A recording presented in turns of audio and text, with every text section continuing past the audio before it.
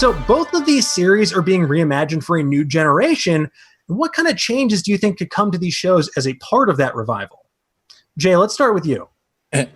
Millennials. Exactly. I mean, we did this Beavis and Butt-Head rebranding. Remember when they brought it back, when they kept talking about the Jersey, all they talked about was the Jersey Shore, like that was it.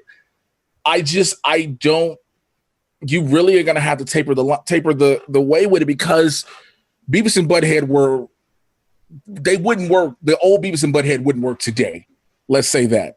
So now you got to figure out a way to make those characters that we know and love still relevant to today while introducing them to new people.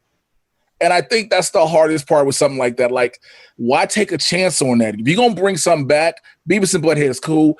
Give me Ren and Stimpy. That's what I'd rather have, because you can play with Ren and Stimpy all day. We get all these wild, yes, we have wild animations. We have a Rick and Morty. We have a Solar Opposites. We have all these different cartoons.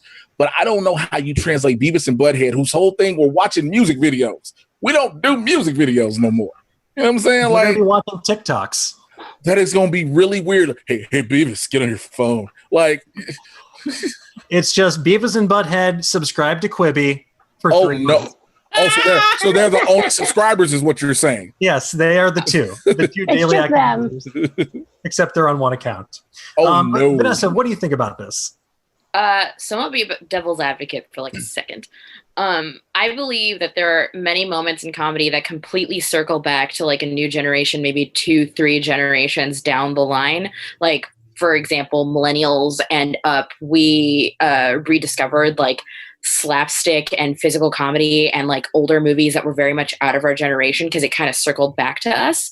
And I feel like that's the case with Beavis and Butt-Head and Gen Z, not necessarily millennials, but younger than us, Zoomers, because Beavis and Butt-Head and the style of humor and the style of show that Mike Judge had, and Zoomers and Gen Z kids now all have this very like willfully irrational type of humor, this very like Dadaist, bizarre type of humor that's kind of circled past millennials and gone back to Zoomers in terms of like the really, frankly, weird stuff that they're into.